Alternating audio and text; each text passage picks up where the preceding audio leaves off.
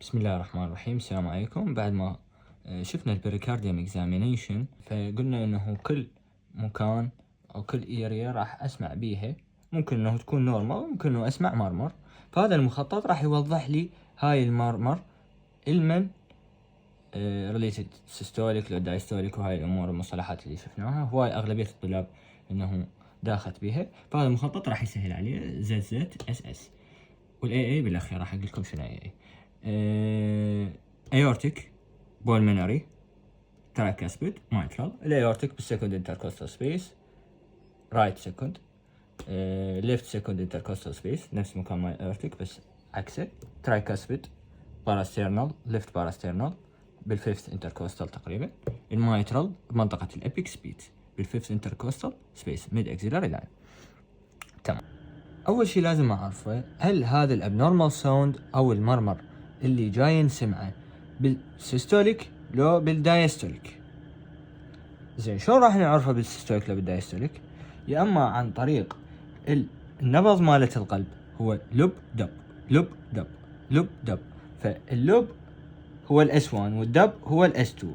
اللي بين الاس 1 والاس 2 هذا شنو؟ سيستوليك.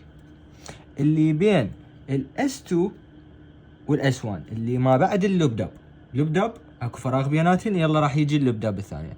فاللي بيناته هذا هو الدايستول.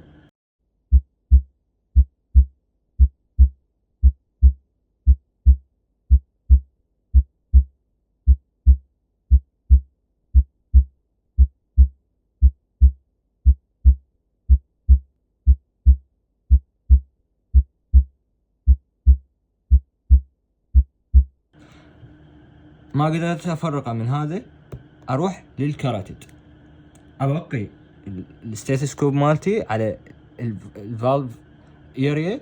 مثلا انا بالايورتيك وسمعت ابنورمال ساوند، واخلي ايدي الثانية وين؟ على الكاراتيد. الكاراتيد هو من نبضة وحدة، وهاي النبضة راح تصير بس مالت اللب، بس مالت اللب، يعني بس مالت الاس 1. فمن راح اخلي اصبع على الكاراتيد راح احس نبضة وحدة. هاي النبضة اذا سمعت المرمر وياها بالفالف معناها هذا سيستوليك. اذا صار المرمر بعد ما حسيت النبضة مالت الكاراتيد معناها هذا دايستوليك. من بعد ما عرفت انه افرق هل هذه المرمر هي بالسيستوليك لو بالدايستوليك، هسه اجى دور هذا المخطط اللي هو زد زد اس اس اي. شنو يعني؟ راح نحفظ وحدة وهي الباقيات كلهن عكسها، وحدة عكس الثانية راح تصير. شلون يعني؟ اس اس سيستوليك ستينوسيس، يعني من راح اقول سيستوليك راح يجي وياها الستينوسيس. هاي الستينوسيس الذن اللي فوق، وهاي الريجارجيتيشن الذن اللي جوا، يعني ريجارد بالتراكاسبيد بالمايترال، هنا الستينوسيس بالبولمينري والاورتا. بالنسبة للدايستوليك قلنا السيستوليك وياها الاس، فالدايستوليك وياها الار ريجارجيتيشن، والستينوسيس راح يكون عكس الدايستوليك هنا ويا السيستوليك. جاي نقصد على الفالفات اللي فوق والفالفات اللي جوا. تمام. شلون راح نطبق هذا الشيء؟ اجيت بالستيثوسكوب خليته على الايورتيك، سمعت سيستوليك مرمر، او خليته بالبولمنري هم سمعت سيستوليك مرمر. شنو هذا؟ شنو يعني لنا؟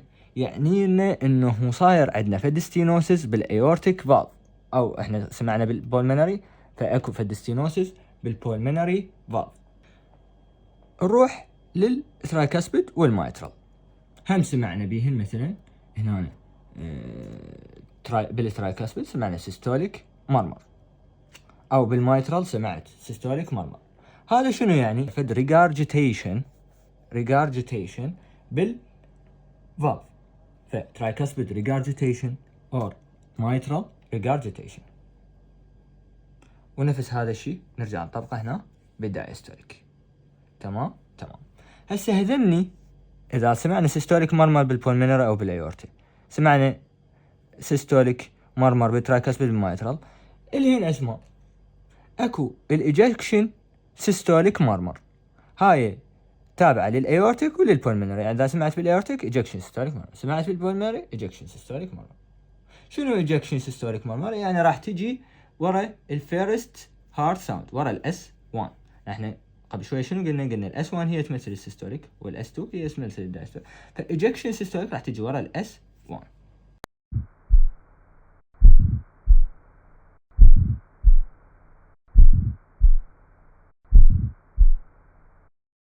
البان سيستوليك اللي هي تشمل لنا الترايكاسبيد والمايترال.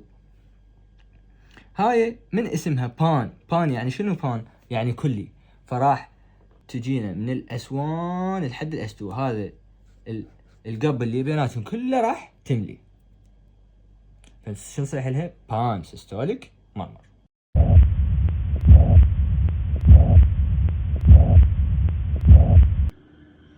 هسه راح نجي على الدايستول مرمر. الدايستول مرمر هو اللي راح يجينا بالفاصل الزمني اللي بين الاس 2 والاس 1، يعني ورا ما تخلص النبضة وتجينا نبضة ثانية.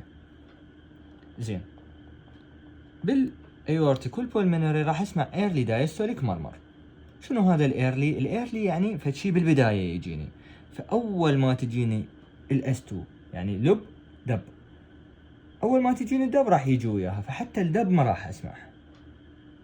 وين يصير هذا؟ يصير بالايورتيك والبولمنري ريجارجيتيشن.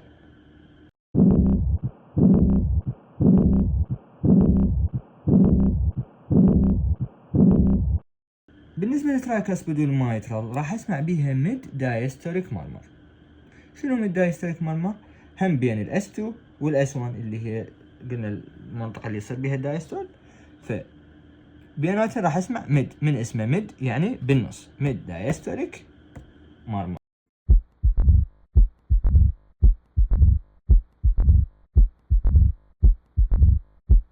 اي اس دي اللي هو اتريال سبتال ديفكت والفنتريكولار سبتال ديفكت، هذا راح يجي ويا الايجكشن سيستوليك مرمر. هذا اكثر شيء بالبيدياتريك، يعني سمعنا مرمر بالايورتيك او بالبولمونري، فممكن انه تكون ايورتيك ستينوسيس، ممكن تكون بولمونري ستينوسيس، وممكن انه تكون اتريال سبتال ديفكت. ونفس الشيء بالترايكاسبيد والمايترال، اذا سمعت مرمر ممكن انه تكون في اس دي، وقلت انه هاي حاله خاصه بالبيدياتريك.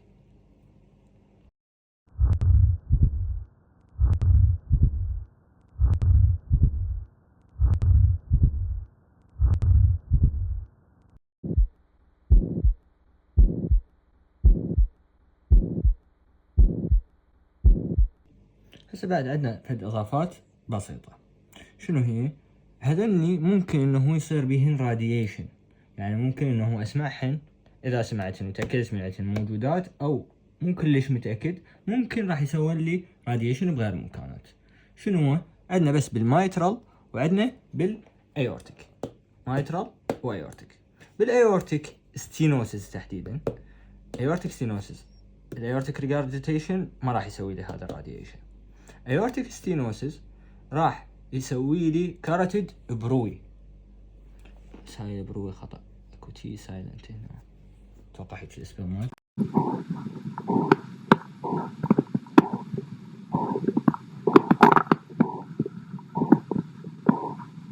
المايترال شنو راح تسوي لنا؟ الراديشن مالته وين راح يروح؟ راح يروح للليفت اكزيلاري لاين بالفيفث انتركوستال سبيس، يعني هو بصف المنطقة باللاترال اسبكت اوف تشيست.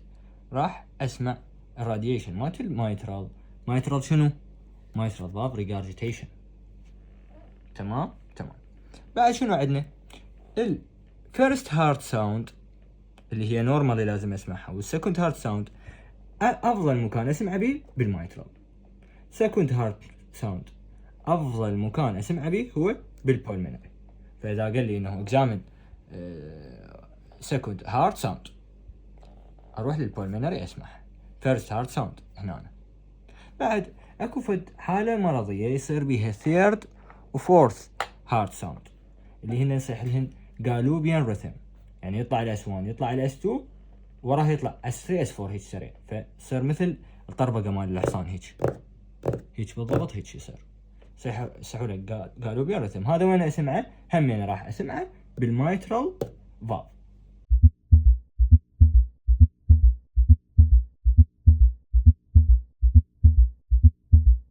او بالمايترال اريا. شاء الله تكونوا استفادتوا. بقت الاي اي، يعني شنو اي اي؟ فهاي امير المعرف. وشكرا.